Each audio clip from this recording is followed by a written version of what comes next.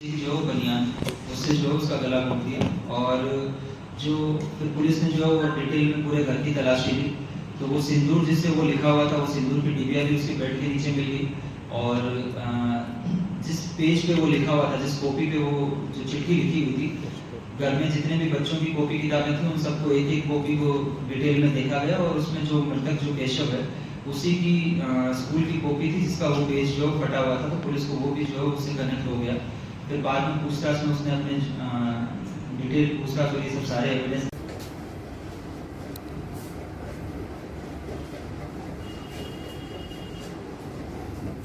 की डेथ हुई, उसमें इनके जो ऊपर और नीचे 2 फ्लोर का घर है, तो कुछ लोग ऊपर थे कुछ लोग नीचे थे। और जो बच्चे की डेड बॉडी जो है वो उस कमरे में मिली जहाँ पे ये सब ये तंत्र विद्या और ये सब कर रहे थे वहाँ पे, तो वहाँ पे इसकी डेड बॉडी मिली।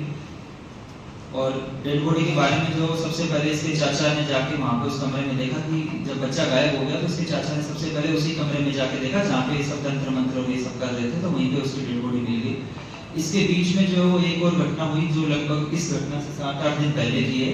कि जब बच्चा सो रहा था, ये जो अभी जो खत्म हुआ है केशव, तो इसकी जो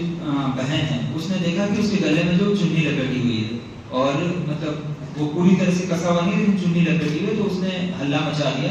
उस वक्त भी जो है वो पूछताछ में ये चीज निकल के आई कि वहाँ पे ऊपर अंकिता आई थी, तो शक जो है वो पूरी तरह से अंकिता पे था कि ये जो है वो घर के अंदर से अंकिता जो इसकी चाची है वही इन बच्चों की जो डेथ कर रही है। लेकिन किसी के खिलाफ जो सीधा सीधा कोई डायरेक्ट मोटिव नजर नहीं आ रहा था। जब अंकिता के बारे में जानकारी की गई, अंकिता के परिवार वालों से पूछताछ की गई, तो ये पता चला कि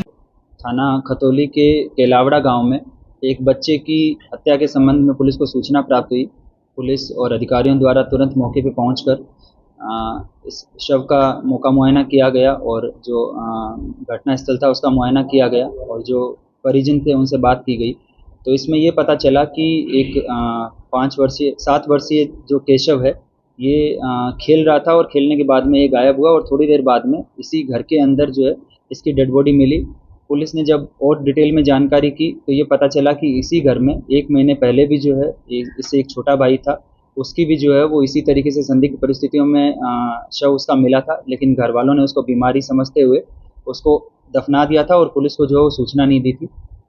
पुलिस ने घर वालों से प्राप्त तहरीर के आधार पर थाना खतौली पर हत्या की सुसंगत धाराओं में मुकदमा पंजीकृत किया और खुलासे के लिए सीओ खतौली के नेतृत्व में टीम का गठन किया।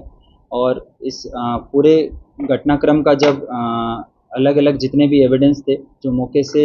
जो चीज़ें मिली थी, जब मौका मुआयना किया गया तो उस वक्त जो है वहाँ पे घर में एक पोटली मिली जिसमें कुछ चावल, कुछ दाल, कुछ नमक और एक पर्ची लिखी हुई थी। उस पर्ची में जो है वो कुछ मंत्र उच्चार और ये सब चीज़ें लिखी हुई थी। इन सब चीज़ों को कब्जे में लिया गया और इसमें डिटेल में सभी जो लोग हैं, परिवारीजन और बाकी आसपास के जो लोग थे, सभी से जब डिटेल में पूछताछ और उनको हिरासत में लेके पूछताछ की गई तो ये निकल के आया कि जो मृतक बच्चे हैं उनकी चाची अंकिता, इस पे किसी ऊपरी आत्मा का साया इनको बताया गया। वो उसकी तबीयत और ये सब खराब चल रही थी, तो उन्होंने किसी तांत्रिक से संपर्क किया और उसने बताया कि इसके ऊपर इसकी ताऊ की लड़की कोमल जो है, जिसकी 2 साल पहले मौत हो गई थी, उसका इसके ऊपर साया है। और इस साया को हटाने के लिए पहले उन्होंने अलग अलग उपचार किए, लेकिन जब किसी भी तरह से आराम नहीं मिला तो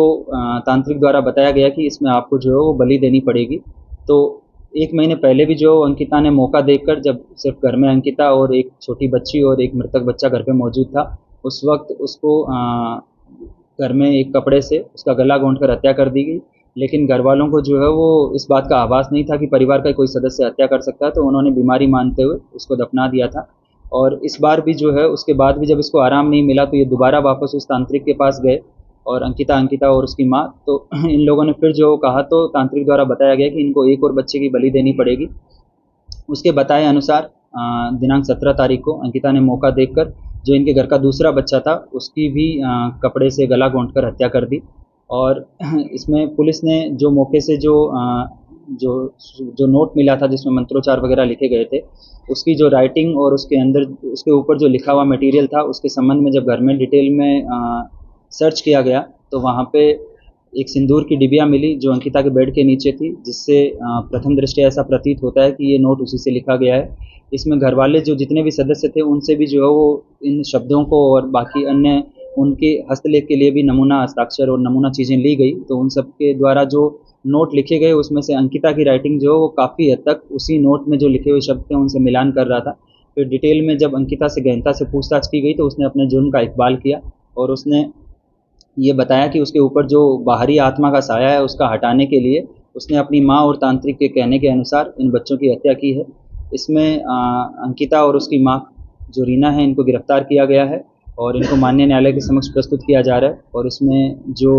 तीसरा अभियुक्त जो अभी फ़िलहाल फरार है उसको भी गिरफ्तार किया जाएगा और उससे भी डिटेल में पूछताछ करने के उपरांत उसको माननीय न्यायालय के समक्ष प्रस्तुत किया जाएगा। इस प्रकार थाना खतौली क्षेत्र में जो 2 बच्चों की डेथ हुई थी उसके संबंध में जो मुकदमा पंजीकृत किया गया था उस घटना का आज पुलिस ने खुलासा किया है और 2 अभियुक्तों को गिरफ्तार कर माननीय न्यायालय के समक्ष प्रस्तुत किया जा रहा है।